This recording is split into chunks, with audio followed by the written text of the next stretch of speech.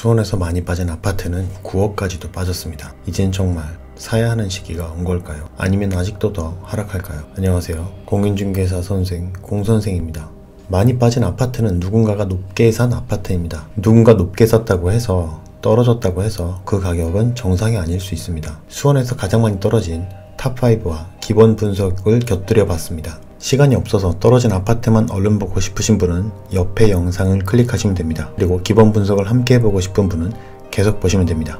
광교 레이크파크 한양 수자인입니다. 흥덕역이 들어온다고 해서 흥덕 생활권이라고도 부릅니다. 하지만 정부에서는 그냥 동수원 생활권이라고 합니다. 정부의 계획은 동수원에서 중앙으로 향하고 있다는 점이 중요합니다. 광교 수자인이라고 부르는데 12억에서 7억까지 약 5억 정도 내려갔다고 언론에 보도되었습니다. 하지만 이거는 잘못된 정보입니다. 12억에 거래된 것은 P타입으로 틀리기 때문입니다. 다른 호실들은 최고 9억에서 10억 정도의 거래가 되었고 전세는 5억 정도의 거래가 되었습니다. 하지만 지금은 중간층 기준으로 최저가는 7억 8천에 나왔고 최저 전세가는 4억 1천만원에 나왔습니다. 주변의 평과 연식 그리고 세대수가 비슷한 아파트들도 아직 전세가 비슷하게 형성되어 매물로 나와있고 최근 5억 5천에 거래된 것보다 한가로 나와있기 때문에 하락할 가능성이 좀 더 높아 보입니다. 교통은 강남 50분으로 4분위에 속하고 교육은 흥덕 중이 80%대이고 역시 4분위에 속합니다.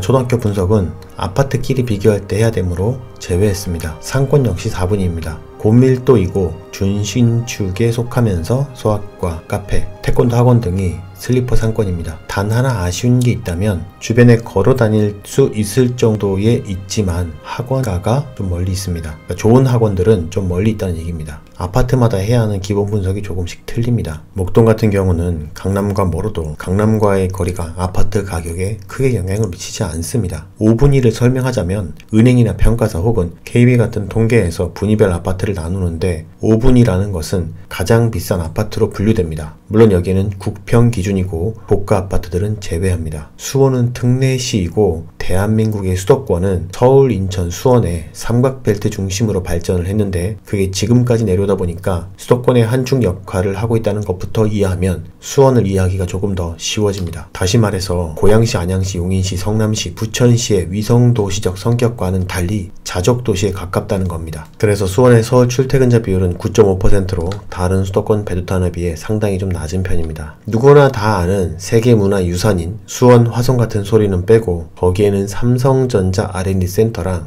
본사 그리고 11개의 대학교가 있다는 게 중요하죠. 광교가 수원의 강남이라고 말하는 이유는 우선 수원에는 119만 명으로 경기도에서 1등이고 종사자 수도 48만 명으로 30만 명 이상의 종사자를 보유하고 있는 5분위의 아파트들과 같은 조건을 가지고 있습니다. 그중 광교라는 곳은 영통구인데 정부가 동수원으로 분류한 곳입니다. 37만 정도의 인구가 살고 14만 명의 종사자 수가 있다는 말입니다. 그중 11만 6천 명 정도의 종사자 수가 삼성전자인데 평균 연봉이 1억 2천에서 4천만 원 정도입니다. 수원보다 더욱 비싼 판교가 비싸다고 하지만 판교에서 연봉이 높은 네이버가 연봉이 1억 2천이지만 3천 명 정도 있고 1억 3천을 받는 카카오 종사자 수가 4천 명이 되지 않습니다. 카카오나 네이버 말고 다른 회사도 있지만 수원 광교가 다른 곳보다 유달리 아파트 가격이 비싼 이유입니다. 대출금리가 높다고 해도 사내 대출이 있고 직장이 좋기 때문에 다른 루트로 저금리로 구할 수가 있어서 부부가 만약에 삼성전자 직원이면 영끌족이라고 해도 슈퍼 영끌족이 되는 겁니다. 경매는 다음 영상에서 하도록 하겠습니다. 그 다음 하락한 곳은 광교 푸르지오 월드마크입니다. 이 아파트는 일자리 40만 개, 14만 개 안에 조건을 갖추고 있는 5분이고 교통도 강남 36분, 판교 20분으로 대중교통 이용해서 갈 수 있습니다. 학군도 90% 학업 성취도 이상의 중학교가 있기 때문에 5분위에 속합니다. 상권은 고밀도의 신축에 학원가까지 있어서 역시 5분위로 속합니다. 일자리도 5분위, 교통은 강남 36분, 판교 20분, 4분위, 학군은 연무중이 93%, 다산중이 92%로 5분위, 상권도 고밀도 신축에 학원가도 있어서 5분위입니다. 13억 8천만원까지 올라갔다가 8억대로 내려왔습니다. 하락폭은 5억 8천만원 정도입니다. 최근 중간층 최저가가 10억 9천에 나와 있고 전세는 5억 5천에 나와 있습니다. 최근 전세가는 6억대였고 주변에도 더 낮은 전세가가 있기에 당분간은 하락하겠지만 전세 추이를 눈여겨봐야 할 곳입니다. 제 채널을 구독, 알람 해두시면 받아보실 수 있습니다. 이보다 더 떨어진 곳이 이편한 세상 광교 47평입니다. 경매에도 나왔죠. 최고 20억의 거래가 됐지만 14억까지 내려오면서 6억이 손실되었다고 합니다. 최고 20억은 두건 거래라서 큰 의미가 없어 보입니다. 이 아파트 역시 기본적으로 타고 태어난 것은 5분위에 가깝습니다. 교통을 제외하고요. 강남 3구 용산과는 비교할 곳은 아니지만, 그리고 성남 분당이나 과천이랑은 비교하기는 어렵지만 수지나 성남 중원구와 비교할 수 있고 광명보다 더 좋은 환경을 가지고 있습니다. 최근 중간층 최저가 매물은 10억 5천에 나왔고 전세는 7억 5천에 나와 있습니다. 전세 가격이 계속 떨어지는 추세이기 때문에 매매 가격도 하락할 확률이 좀 높아 보입니다. 더 떨어진 곳은 광교 아이파크 38평형입니다. 광교 아이파크는 광교 중앙역과는 거리가 좀 있습니다. 그래서 강남을 가려면 50분 정도 걸리고 판교는 40분 정도 걸립니다. 다른 모든 것은 5분위 아파트의 성품을 가지고 있지만 학군이 조금 멀고 학원가도 조금 멀리 있습니다. 17억의 거리가 되었다가 11억의 거리가 되면서 6억의 폭이 있습니다. 최근 나온 매물 최저가는 중간층 최저가는 12억, 최저 전세가는 5억 5천. 전세가와 매매 가격이 계속 하락 중인데 아직 전세 가격이 더 하한가 있기 때문에 조금은 더 하락할 것으로 보입니다. 다음은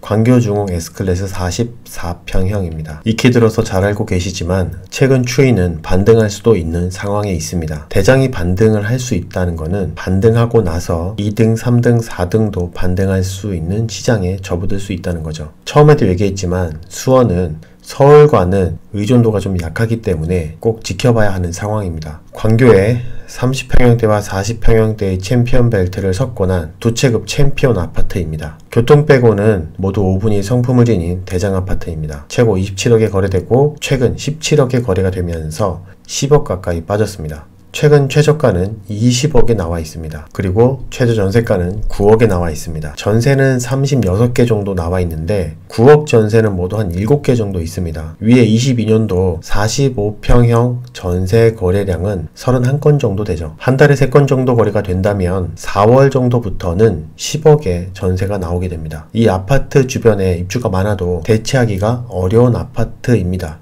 최근에 입주가 수원에 많다고 하는데 그건 광교가 아닙니다. 장안구와 팔달구가 입주가 많이 있습니다. 장안구에 자이가 싸게 들어온다고 해도 광교에서 장안구로 실거주로 들어가는 사람은 아마 별로 없을 겁니다. 수원은 수지나 강남보다 화성의 영향을 많이 받습니다. 전출입이 가장 많고 서울에 의존하지 않는 지역이죠. 전출입이 서울이나 주변 비싼 지역이 아닌 화성에 가장 많고 서울에 의존하지 않는 지역입니다. 그래서 입주량만으로 아파트 가격을 논하면 주머니가 털립니다. 광교 중흥 S클래스가 올라가지 않을 수도 있습니다. 하지만 10년을 중개하면서 전세율은 획기되는 경우를 많이 봤습니다. 좋은 지역에 전세 매물이 없어지면 사람들은 더 좋은 곳을 찾거나 더 비싼 돈을 주고 들어옵니다. 금리 상승으로 부동산 전체가 하락하는 듯 보이기도 하지만 금리가 높을 때 가격이 올라갔던 지역도 있었고 아파트도 있었습니다. 지방의 양도세가 비과세되면서 지방의 아파트 가격이 높은 금리에도 불구하고 상승했던 적이 있었는데 높은 금리보다 훨씬 많은 돈을 벌 수 있다고 계산되었기 때문입니다. 부동산 가격이 정상화돼야 한다는 소리는 2% 인플레이션으로 자본주의가 존재하는데 돈이 계속 풀리고 화폐 단위가 계속 바뀌면서 지금 세상에 존재하고 있는데 이게 정상화돼야 된다는 소리는 나의 월급도 정상화돼야 된다는 소리입니다. 79년도에 음마아파트가 2천만원에서 지금 26억이 됐는데